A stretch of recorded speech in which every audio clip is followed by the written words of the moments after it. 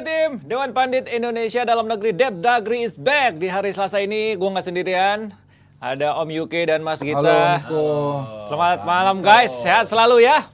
Dan tentu saja kekecewaan kemarin Indonesia gagal ya mengalahkan Vietnam masih terasa sampai saat ini.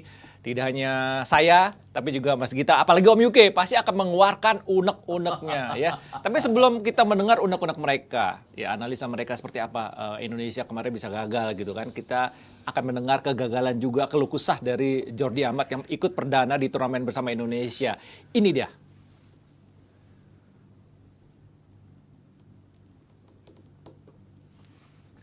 In the end, but yeah, it wasn't this time. But I can promise that we will be back stronger.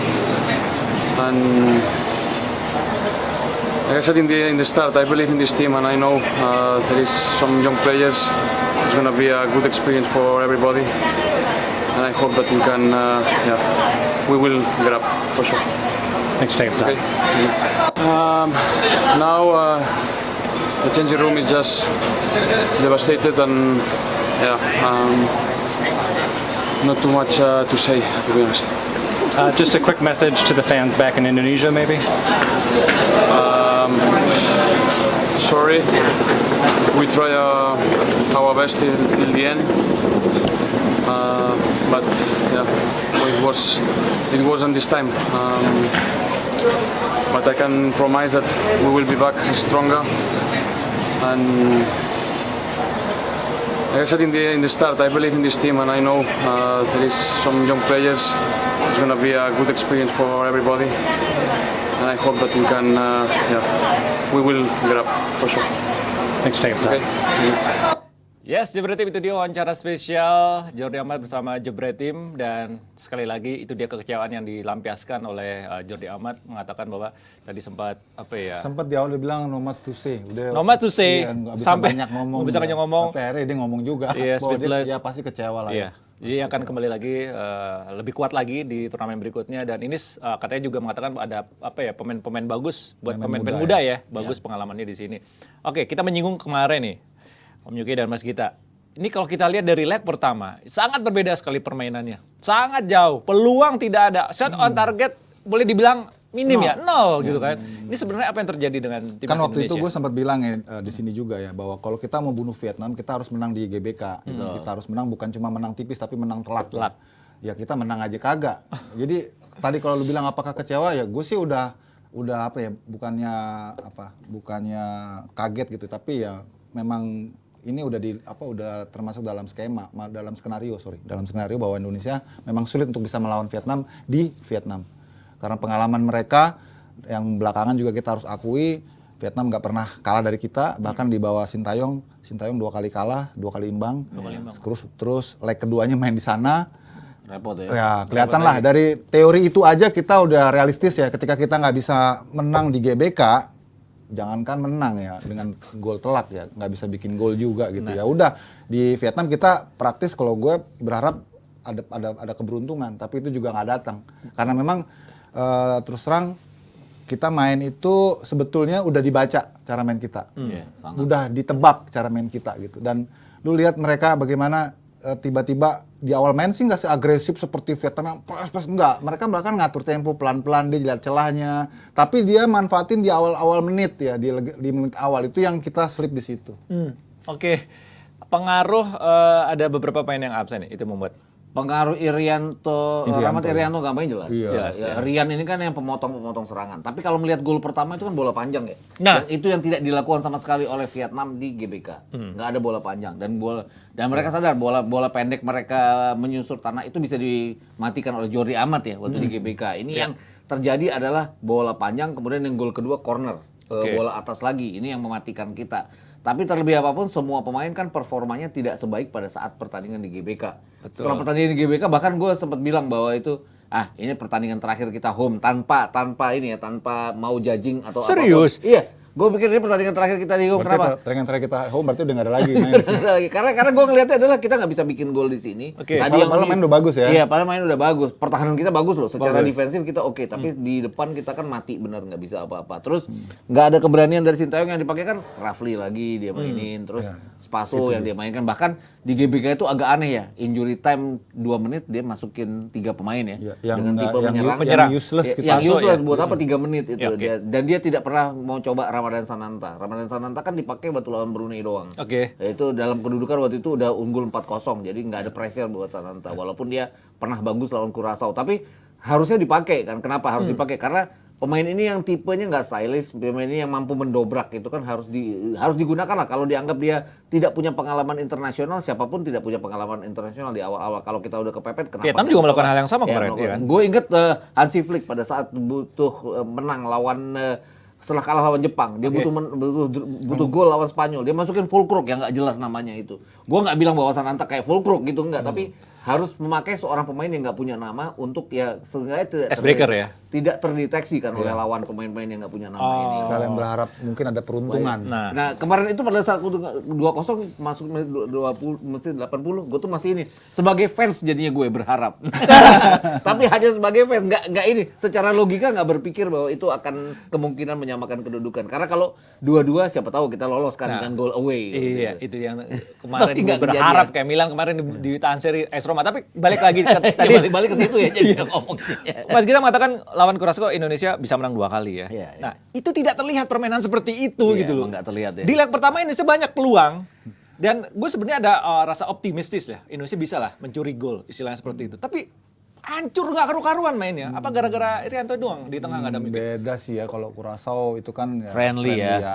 Jadi nggak ada pressure berlebih lah. Kalah ya udah kalau kalah gitu. Ada Dimas Derajat juga waktu itu. Ada Ya, Dimas Derajat, nggak ada masih. Asnawi, malah ada Elkan Bagot malah. Sebenarnya Nggak ada Jordi Amat. pertama ya itu dalam sebuah turnamen ataupun sebuah pertandingan kita nggak bisa excuse kita nggak ada si ini nggak ada si itu Iya, nggak ada si betul, nggak. betul. Ya Vietnam juga nggak full tim juga seperti waktu Vietnam sebelum yang kita kenal ya yang mereka full force gitu. Jadi Thailand pun juga sama sekarang banyak hilangnya gitu. Iya. Tapi ya kan yang dilihat timnya gitu loh, bukan individu. Dan tadi sempat dikatakan kita bukan nggak bisa main bagus. Kita di GBK main bagus kok dengan Bagus squad mainnya. yang ini kan. Artinya kan di situ persoalan mentalitas ya, kelihatannya yang agak dominan gitu. Terus taktikal tadi kita sempat sebutkan juga bagaimana di GBK juga sempat ada keheranan Sintayong memasukkan pemain pengganti di ujung laga yang akhirnya nggak ada gunanya gitu loh. Oke. Dan kemarin juga kita lihat nggak ada super sub ataupun pemain yang bisa menjadi game changer. Semua yang masuk itu pemain-pemain yang kita bisa takar gitu. Ini mah nggak akan bisa mengubah situasi gitu ya. Oke. Seperti Spaso kan memang udah kelihatan Kebaca ya?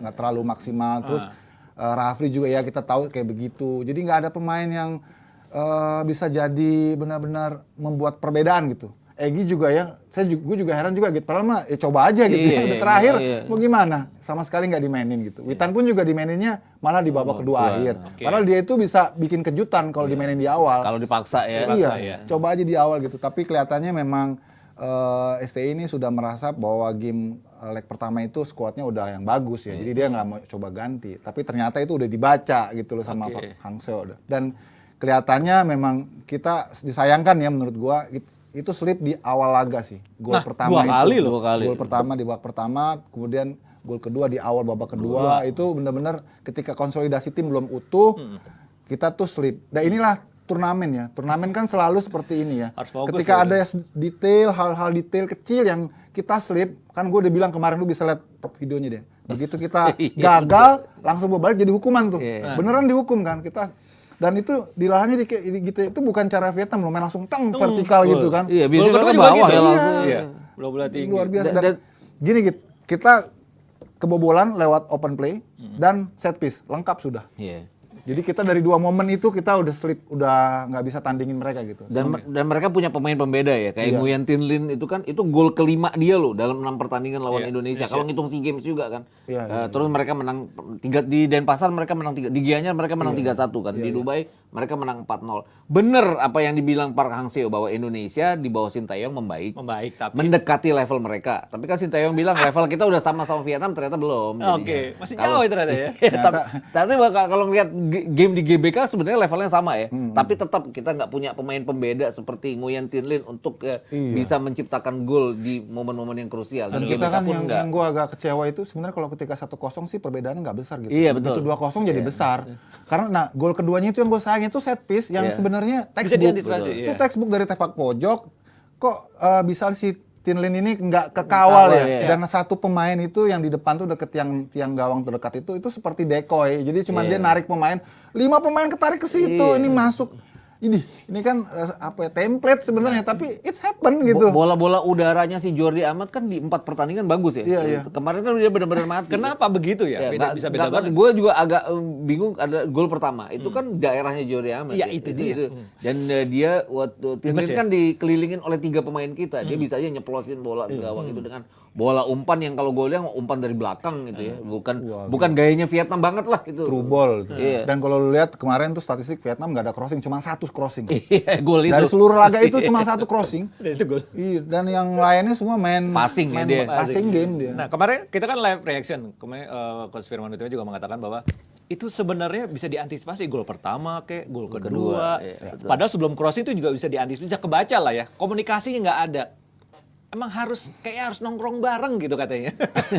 Itu kenapa tuh Om? Kayak ada miskomunikasi kah atau gimana itu Ya di lini sebenarnya belakang? kalau alasan komunikasi itu klise ya. Pemain pasti di lapangan komunikasi. Cuman memang itu pas slip aja. Pas slip aja ya. Dan Pas itu kan alpa gitu. momen-momen nggak fokus ya. Menit Iya. ketiga babak pertama, menit Cepet kedua itu. babak kedua. Ngingetinnya juga susah. Bola udah lepas. Iya, kayak peluru kendali kita baru nengok udah kebom gitu. Mau kabur gimana gitu.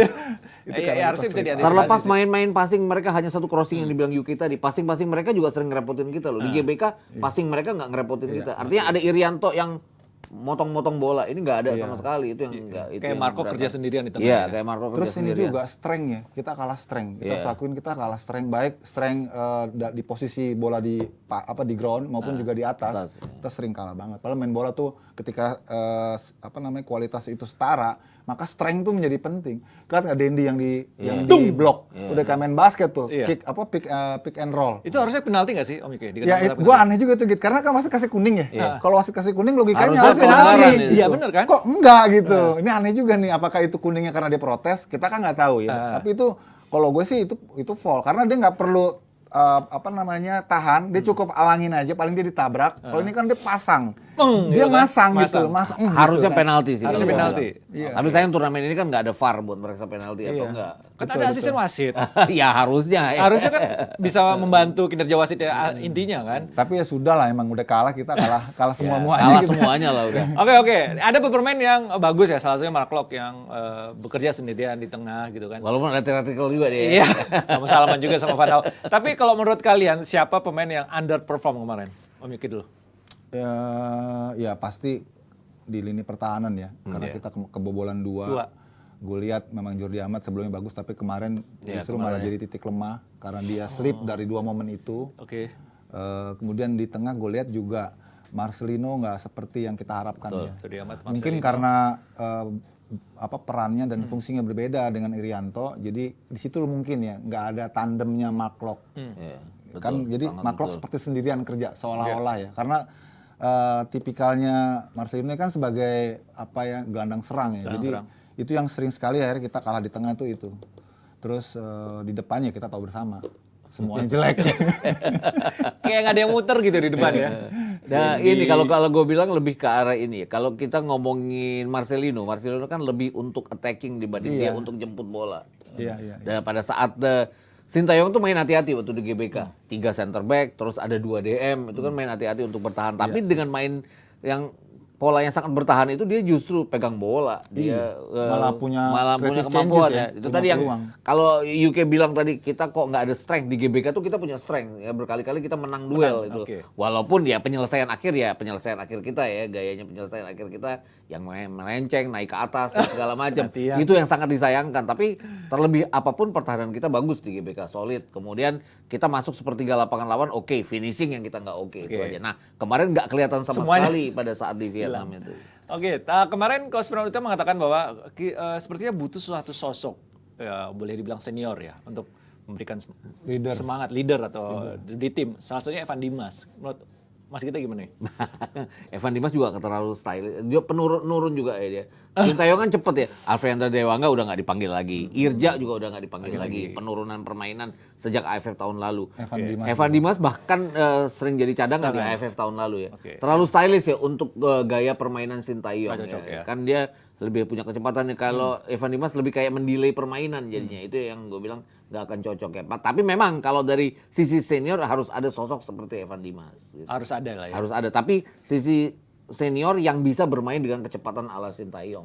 Oke, kalau Om Yuka sendiri gimana? Iya, Betulkah sebenarnya sosok kan itu? kalau dari sisi pengalaman leadership kan Pak Rudin kan udah Iya, cukup ya, paling bagus senior. ya. Dia udah mumpuni lah ya. berapa AFF dia itu ikut luar biasa 6 kali dia. Iya, 6 kali dia rekor itu ya. Ya gue nggak ngerti leadership yang dimaksud itu seperti apa, tapi bahwa kita punya pemimpin di lapangan ya ada pemimpinnya. Mungkin bondingnya belum kuat, bonding antar pemain itu karena Jordi Amat kan baru ini turnamen pertama dia. Terus yang kedua liga itu 2 bulan vakum, jadi kan chemistry pemain itu ataupun juga match fitness terutama ya kita nggak dapet gitu. Walaupun itu udah disiasati oleh Sintayong dengan pelatnas tertutup ya di Bali ya, tapi kan nggak lama juga gitu. Berbeda ketika pas AFF sebelumnya di mana kita sampai ke final, walaupun persiapannya hanya seminggu, ya, tapi itu dalam match fitness yang bagus. Anak-anak tuh lagi kompetisi. Oke. Kalau ini kita vakum 2 bulan. Vakum. Jadi itu yang ya gue pikir ada juga Terpengaruh lah. andilnya Pengaruhnya sih. di situ ya. Tapi lagi-lagi kalau kita lihat bagaimana ini sudah disiasati dengan baik oleh Sintayong lewat pelatnas tertutup, sebenarnya secara overall kita nggak kalah dalam permainan ya. Artinya kita udah tutupin tuh match fitness itu. Cuman ya tadi ini turnamen, ini on off gitu. Jadi persoalan di luar dari teknis itu lebih dominan, tactical, mental. Iya. Oke. Nah, ini kan sudah hasil udah keluar ya masalah seperti itu. Apakah SC harus mengevaluasi lagi soal pemilihan pemain? Tengah kompetisi yang kemarin sempat mandek, kemudian suka memanggil pemain dari luar yang di luar sendiri jam bermainnya juga minim gitu loh Miki. Apakah perlu ada evaluasi sedikit bagi SC untuk pemain? Banyak evaluasinya. Banyak Bukan- banget. bukan Tapi sebenarnya bukan dikit. manggil pemain dari luar juga ada bagusnya juga ya.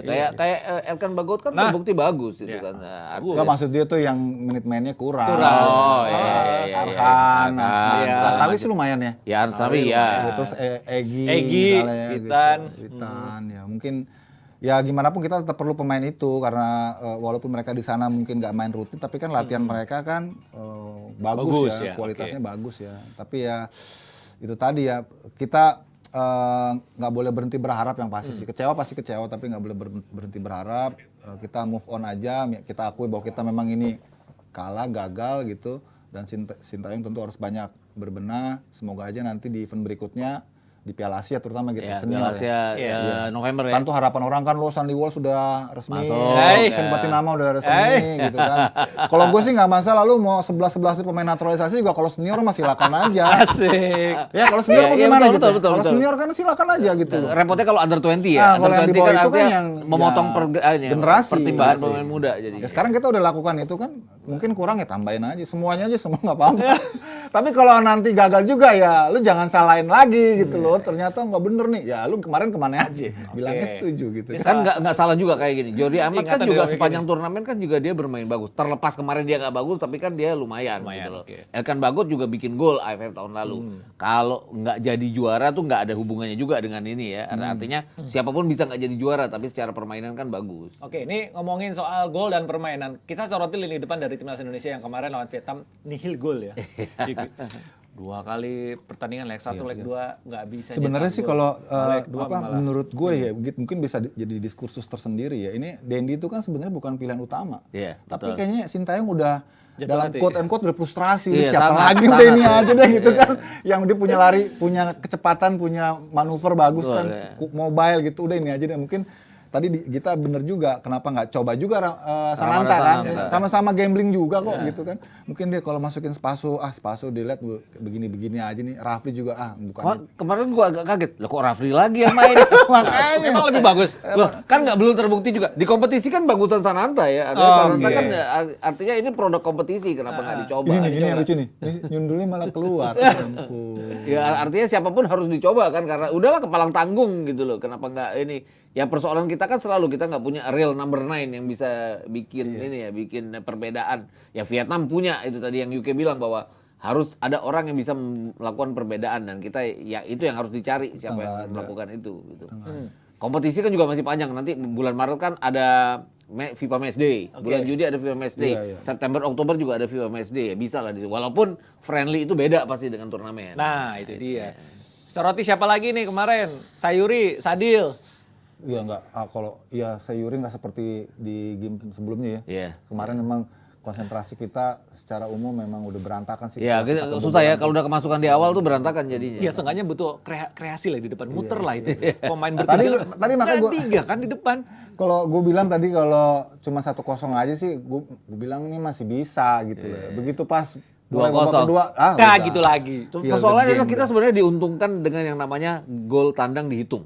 Iya Aturnya diuntungin sebuah banget tim itu. yang bagus dengan kemasukan 1 gol di awal itu dia bisa bangkit karena dengan 1-1 justru mereka yang lolos Bisa ya. lolos kan? Itu, Iya. Vietnam tuh ada kerugian, dia nggak bisa bikin gol di GBK. Harusnya Oke. itu bisa kita manfaatkan. Tapi balik-balik lagi pertarungan-pertarungan kita akhir-akhir ini lawan Vietnam kan kita cuman 1 kali ya di Gianyar bikin gol. Lainnya kita kalah 0-4, 0-0 2 kali. Astaga. Di SEA Games kita kalah 0-3. Ini kan tim yang walaupun itu ukurannya SEA Games Under 23 kan banyak pemain yang ikut juga di sini. Terus terakhir itu kapan ya 0-4 di Dubai itu kita kalah juga. Nol lagi. Kapan nyetak golnya sih lawan Vietnam?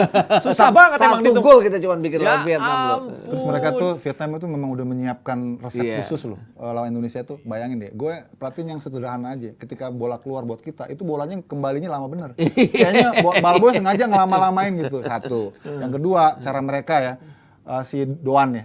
Itu kan kayaknya memang pemain antagonis yang disiapin bikin konsentrasi kita berantakan. Oke. Terus yang ketiga, official seperti biasa. Begitu mereka langsung nyerbu memberikan pressure kepada wasit ya. Itu cara-cara yang ya dalam pertandingan turnamen seperti ini knockout ya sah-sah aja gitu loh. Itu kan cywar ya. Doan itu kan melakukannya di GBK juga ya. Tapi di GBK santun loh. Enggak sefrontal itu. Iya, nggak sefrontal itu. Iya, Tapi kan kan? kemarin Tapi juga kemarin, wah. gara-gara kita kesel juga sampai clock kan Nggak akhirnya bersalaman. melakukan theatrical yang sehingga dia pura-pura jatuh. Iya, malah ada itu kan bapain ya. diuntungkan dengan Doan bisa bilang bahwa ya dia itulah Drama katanya, main drama. Iya, drama. Ternyata kita yang salah jadinya. Padahal kan Doan yang bikin awal-awalnya itu. Ternyata Doan juga yang mencederai si Evan Dimas Iya, waktu betul. yang Waktu yang SEA lalu ya, Games, iya. yang dulu dia kemudian cedera itu. Oke. Wah, gila. Kita selanjutnya ada Piala Asia, ada Piala Dunia. Di Asia Tenggara aja Piala masih Asia begini. Under 20 malah Iya, juga iya. ada sebelumnya. Maksudnya di Asia Tenggara aja masih tersyok-syok gitu kan.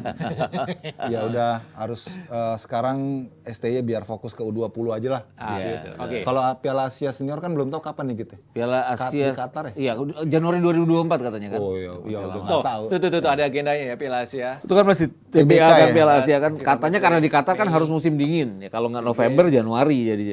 Ini dia kan 1-18 Maret. Ini masih kan dekat. STM masih kan Piala Asia Under 20 ini kan pemilihan 4 tim Asia yang akan lolos ke Piala Dunia Under 20. ya, ditahan dulu ya yang dicabut ya. Kalau kita masuk dalam 4 besar itu berarti itu akan apa ya? Memberikan Akan peringkat kelima yang memberikan lolos. peringkat kelima yang lolos. Tapi kayaknya ya target kita kan di sini 8 besar ya kalau nggak salah nih Under 20 ini.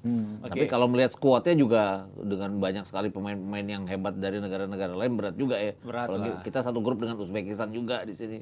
SEA Games ya, tapi kalau SEA Games kan emang udah pasti bukan STY ya. Bukan STY SEA ini Games ya. kan SEA Games udah hampir pasti Nova Rianto. Nova yang pegang ya. Waktunya irisan. Oke. Terus ini juga ada Piala rame ya Piala Dunia kan targetnya lolos dari Ya, terus dari grup ya. dari grup aja cukup gitu kan. Oke, ini masih banyak PR sebenarnya buat Indonesia gitu kan. Tapi kemarin tuh kalau saya baca atau saya lihat di Twitter gitu kan ada tagar stay out. Menurut kalian gimana nih? Enggak sih kalau gue bilang. Enggak Gini, kalau kita mau bikin out, kita harus tahu solusinya. Gue inget waktu Luis Milla, entah out kan Luis Milla. Yes, out juga. Terlepas dia melakukan perbaikan dari permainan timnas walaupun nggak juara-juara juga. Terus penggantinya Simon McManamy kan juga nggak jelas, makin nggak jelas. Makin gitu. nggak jelas. STY kan akhirnya harus kerja keras dengan gaya permainan yang berbeda dengan Luis Milla. Dia perlahan tapi pasti membuat level permainan kita meningkat lah, harus diakui. Ya berbeda itu. ya. Nah kalau ini hilang, siapa penggantinya? Penggantinya nanti justru kayak Simon McManamy bahkan justru membuat kita akan Flop levelnya lagi, flop ya, lagi flop gitu. Dan ada turnamen-turnamen besar di mana ya seenggaknya kita nggak harus flop-flop amat gitu loh. Oke, nggak setuju ya berarti ya, Mas Gito? Gue sih Oke, nggak kan? setuju. Gue. Iya, kalau gue lebih ke masa kontraknya. Ngapain dia dikeluarin? Kompensasinya Orang mau nggak kontraknya kompensasi masih bayar? sampai Desember ya biarnya selesaikan aja, biar Habisin aja tuntas. ya. Oh berarti kalau Desember, kalau Januari Piala Asia dia nggak ikut ya berarti bisa ya? Iya, harus diperpanjang kan. Oh gitu. Cuma kan yang perpanjang pun juga pengurus baru karena 16 Februari ini ingat udah pengurus baru. Baru, ya, Jadi betul. yang perpanjang pun ya pengurus baru, nggak mungkin pengurus lama gitu. Karena etikanya kan memang ini udah proyek berikutnya kan. Ya, diperpanjang aja lah Om Yiki, dipertahankan dulu. Ya mudah-mudahan aja. Nanti tinggal bagaimana, kan PSSI ini kan politiking semua kan. Iya betul. Ya, Luis Milla kan itu juga keluar karena politiking PSSI juga kan. Iya. Pengurus baru, lain visi, lain Ganti gitu, lagi. ganti. Ya itulah kita. Oke, seru ya. Semoga STY fokus di match-match selanjutnya dan kompetisi juga berjalan lagi dan lebih kompetitif lagi ya pastinya permainannya gitu kan, hasil-hasilnya juga bisa memuaskan netizen dan masyarakat Indonesia. Nah ini ngomongin kompetisi ini seru juga ya. Kalau sebentar lagi nih, hari ini ada PSM ya. PSM udah 1-1 tadi. Satu. PSM Barito ya? Barito PSM 1-1. Barito Jadi keren nih pas Iya. di start nih Barito nih. Barito dari kemarin kan 2 kali menang terakhir kan. Sekarang Oke. draw. Tapi yang ditunggu-tunggu adalah El Clasico. Persija lawan Persib. Thomas Doll versus Luis Milla. Nah ini ngomongin Luis Milla lagi ya. Ini hari apa tuh ya?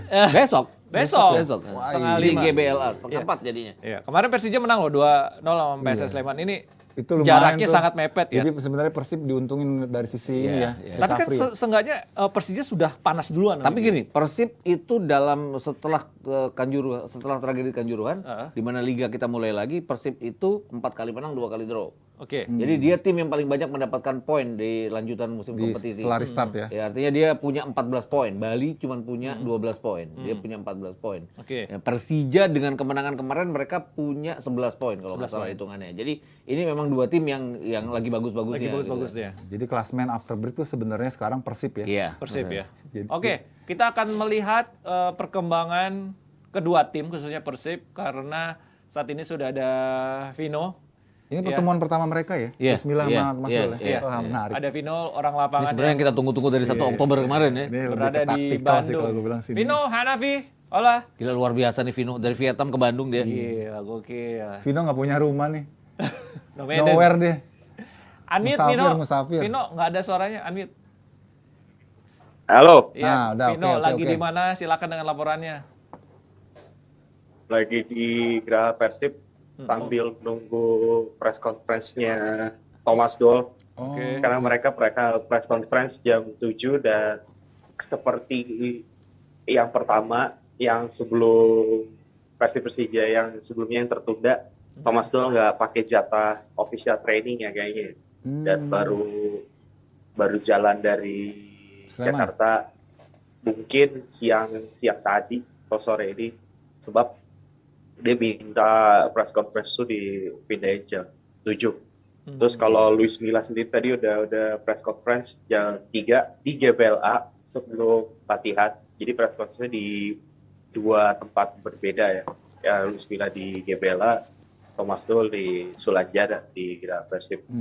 Ya yang dibilang Luis Milla tadi sebenarnya normal aja sih gitu, normatif lah.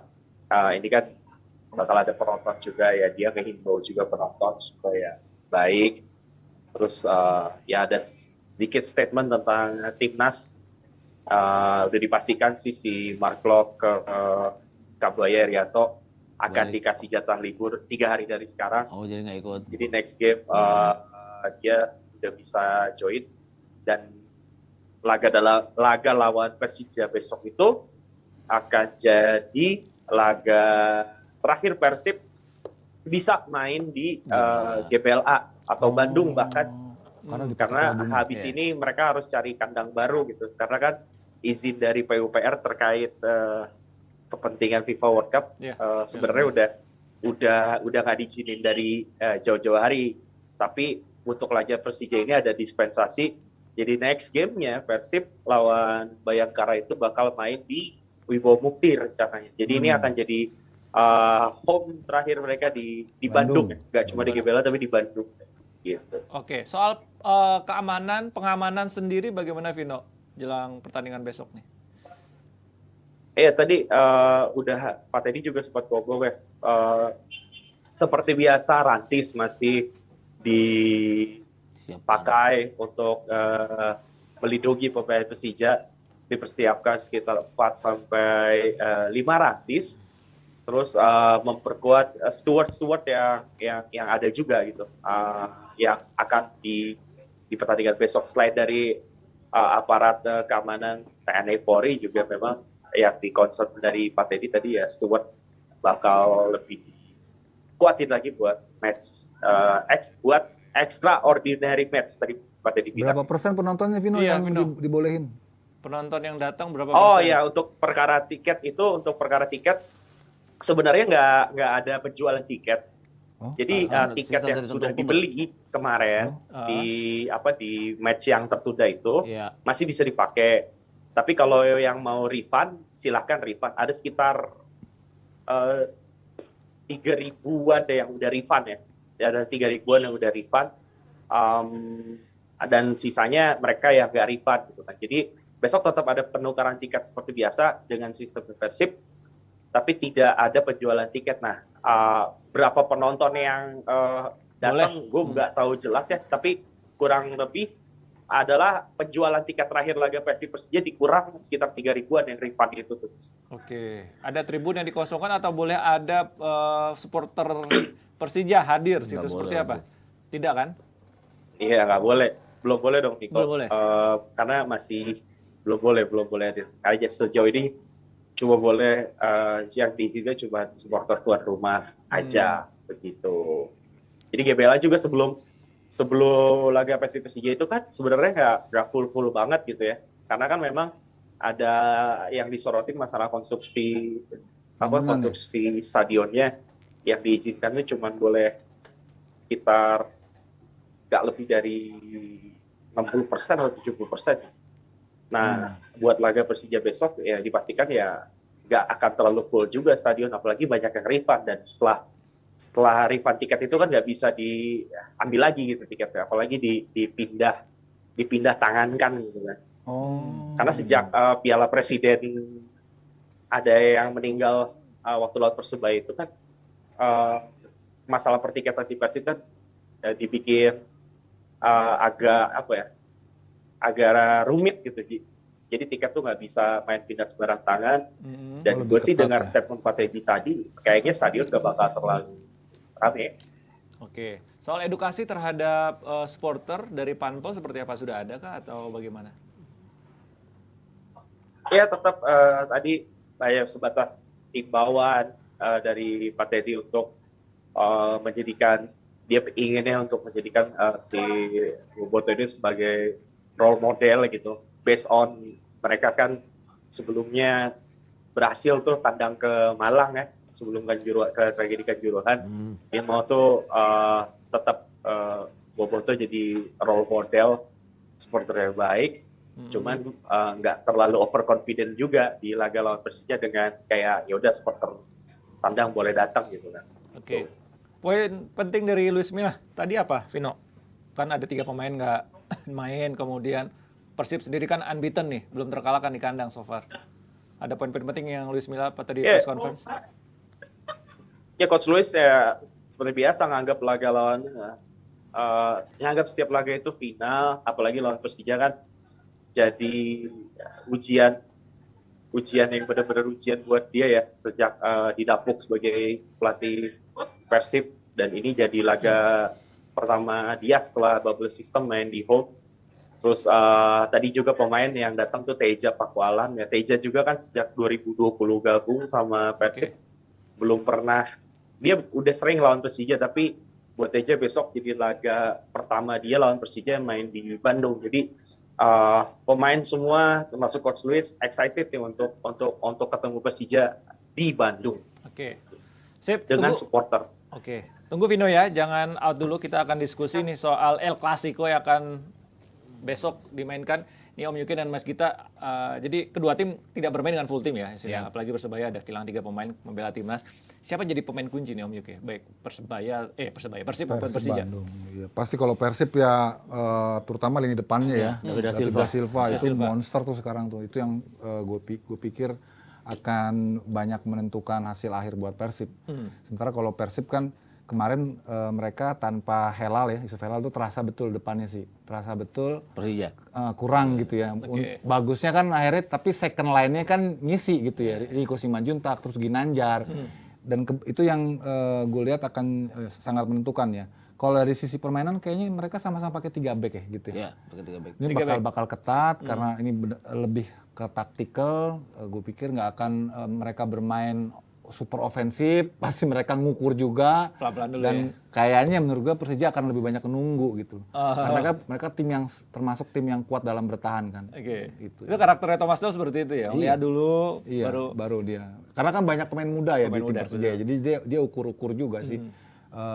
Ditambah lagi 3 pilarnya kan belum bisa gabung ya. Oke. Kan itu sudah terasa ya sejak Kambuaya, kemudian Irianto ya. Dan Mark Locke dipanggil kan itu kelihatan sekali untuk itu kan Persib ke Persija. Kalau Persija kan ada Abimanyu sama Hansamu kan. Udah makin mengurangi kedalaman skuad. Jadi mereka lebih hati-hati bermain. Oke, kalau Mas Gita sendiri? Kan sejak liga dimulai lagi, 3 pemain itu kan udah gak gabung ke Persib. Itu pun Persib dapat hasil yang bagus ya. 4 kali menang dan 2 kali draw.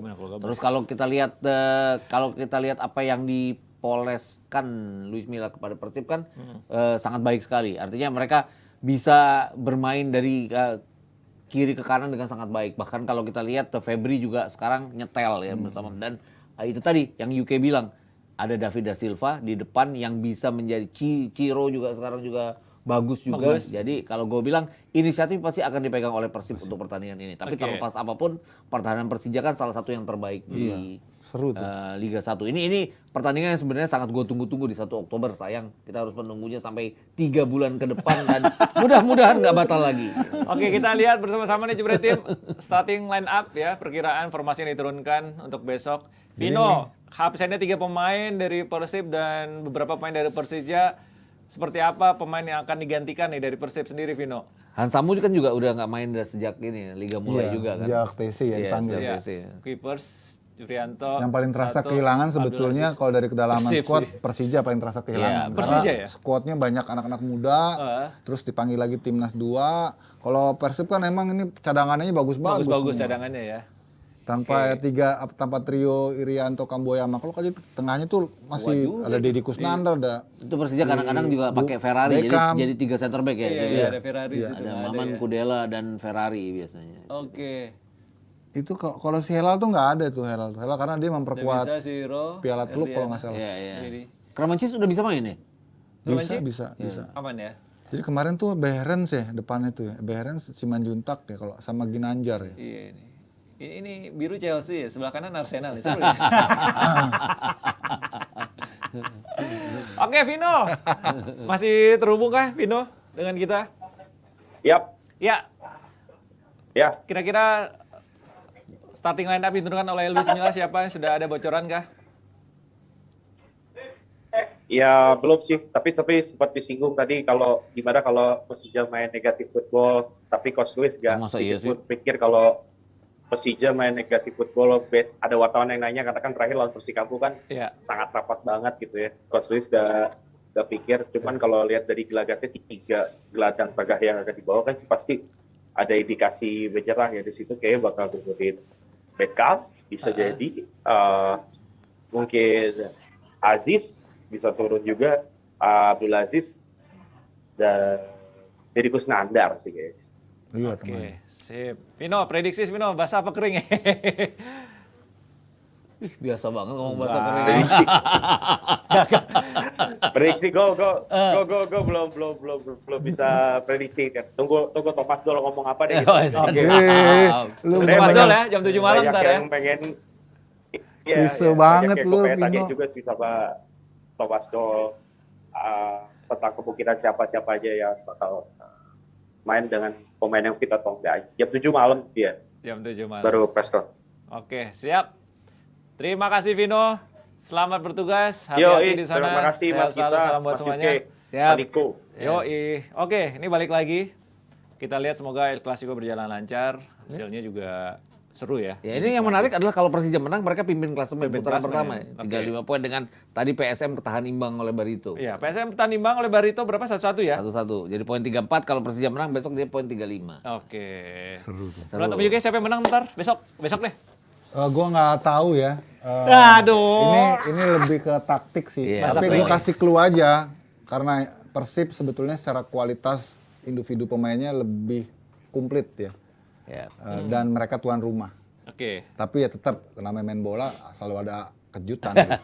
Itu yang tunggu-tunggu Itu kan ya. clue-nya udah jelas ya. Iya, 50-50. Kalau Persija sih buat gue Persija tuh seri aja udah kemenangan. Ya, betul. Seri. Karena dengan kondisi pemain yang terbatas, banyak pemain muda, ya buat mereka realistisnya bermain di Persib seri aja mereka udah. Iya, all out lah, main tambah beban. Kalau Mas kita 50-50 kan? Ambil Ya contoh. sangat 50-50. Kalaupun ada yang mungkin 51-49 kali ya. Tapi maksud gue gini, ini selalu duel yang banyak kontroversinya. Oke. Banyak sekali dalam pertandingan-pertandingan sebelumnya sering gol yang dianulir atau gol yang harusnya gol dianggap tidak gol dan segala macam. Drama-drama kayak gini yang rasa-rasanya yang akan mewarnai pertandingan-pertandingan besok. Pertandingan besok. Jadi kalau gue lihat ya peluang tetap ada Persib untuk bisa mendapatkan poin. Tapi ya kalau kita dibilang 50-50 ya gue juga mendekati itulah bahwa draw adalah hasil yang paling realistis untuk pertandingan ini. Draw. Ya. Gimana Jebret Tim? Draw atau Persija atau Persib silakan komen di bawah ya. Tapi yang menarik juga nih, Persikabo punya pelatih baru Om Yuki. Ini nggak kecepatan ya? Iya. Jadi gue dengar Nggak ceritanya tuh. kecepatan apa yang Jadi membuang waktu itu Kang Janur? Jajang dipanggil sama CEO-nya Persikabo, Bimo, pikirnya tuh evaluasi. Nggak taunya Pemecatan. Shake hand. saya kan yang gue nggak ngerti deh. Padahal menurut gue Persikabo di bawah Janur tuh luar biasa loh. Dengan pemain apa adanya loh. Iya. Bisa compete dan hampir-hampir ngalahin Persib kemarin Iya, kan. betul. Terlepas di mereka mainnya negatif, tapi kan ya lawan Persib gitu loh, mereka bisa tahan imbang tuh setelah mereka memimpin sampai injury time luar biasa. Dan secara keseluruhan permainan mereka lebih fluid ya. Walaupun nggak ada Dimas Derajat, tapi masih bisa bersaing loh di papan tengah itu bagus. Makanya agak aneh juga. Oh, alasannya sih yang gue dengar katanya Jajang nggak berani mainin pemain muda. Ntar kalau main berani, misalnya kalau Hasilnya pemain jelek. muda hasil jelek dipecat juga gitu. Ini kan dia kan targetnya kan menyelamatkan diri kan. Gue juga ngeliatnya tabungan poinnya dia kan udah banyak ya. Iya. Gara-gara mereka sebelum kompetisi berhenti itu kan bagus. Bagus, betul. Ada Dimas Derajat. Ini kan mereka hanya kehilangan Dimas Derajat, jadi nggak ada tukang pukul di depan. Iya. Jadi poin mereka hanya 4, jauh agak sedikit lebih baik dari Dewa United. Tapi kan kalau kita bicara Dewa United ada di zona degradasi. Ini Wajar, wajar ya. wajar. Ini di tengah. Jadi kalau ngelihat klasemen kecil ya iya, klasemen kecil yang dimulai Desember. Tapi kalau ngelihat keseluruhan kan masih aman-aman aja gitu. Masih loh. aman ini Persikabo berada di posisi 9, 23 poin. Makanya. Dan Masih lagian aman. Makanya. kita kan belum jelas juga Liga 2 gimana, kan nggak ada degradasi promosi. Aduh. Kan udah dibahas kemarin ya. Udah disinggung nih masalah ada apa nggak degradasi. Jadi gimana? Ya. Jadi kan nggak perlu khawatir-khawatir juga. Iya. Sayang juga kan kalau pelatih baru terlepas dia bagus apapun kan mulainya dari nol lagi kan. Iya. Padahal kemarin di Januari udah oke. Tapi kita lihat dulu profil dari pelatih ini siapa sih? Aidil Aidil. Syarin Ishak ya. Singapura ya. Dari Singapura. Singapura. Sampai terakhir di mana sih, Me? Itu Ini bekas timnya? pemain nasional ya. Iya. Enggak ada terakhir timnya apa ya? Kedah ya? Kedah. Apa ya? Kedah. Kedah ya. Dia juga kan dipecat juga dari Kedah dia dan sempat nggak ngelatih beberapa Ini manajer apa pelatih sebenarnya? pelatih. Bagus Iya, ya Miki. nggak cemerlang juga, nggak ada yang prestasi cemerlang. Ya. Biasa aja. Gue juga makanya nggak tahu pergantian itu lebih karena evaluasi atau nggak ngerti juga deh. Yang jelas kalau dari statistik tadi Paniko udah jelasin di peringkat ke-9, Iya kan? ya kan posisinya udah bagus gitu. Pemain-pemain juga sebenarnya kaget begitu pas Persikabo itu pos itunya apa perpisahan terima kasih gitu kan. Wah semua pada Epikonnya nangis semua pemain itu. Kaget pemain Kaget itu. lah pasti. Lah kenapa bisa begitu? Terus udah gitu langsung diiringi oleh penjualan si Gustavo Iya, Atakin iya, kan iya. ya. Itu Pak Gustavo bagus menurut gue itu. Itu sebenarnya ada apa Miki? Nah itu dia gue nggak tahu. Ya mungkin Pertanyaan berikutnya mungkin Kang Janur akan melatih di mana? Dia cepet loh ganti pelatih, ganti klub tuh cepet ya, karena dia laku sebenarnya. Iya, bagus itu. Kira-kira Janur mau kemana mungkin? Nggak tahu. Nggak bakal. Coba di DM mungkin. Belum tahu ya. Indonesia penuh kejutan hanya orang dan Tuhan yang tahu. Nah, berarti pelatih baru Persikabo nih ya kalau selama nggak ada degradasi aman-aman aja lah ya Mas kita Iya, ya. harusnya aman aja ya kalau Nothing Sayang tulus. nih kalau Kang Janur sayang ya. Iya, kalau gue bilang sayang, karena alasannya nggak kuat. Iya.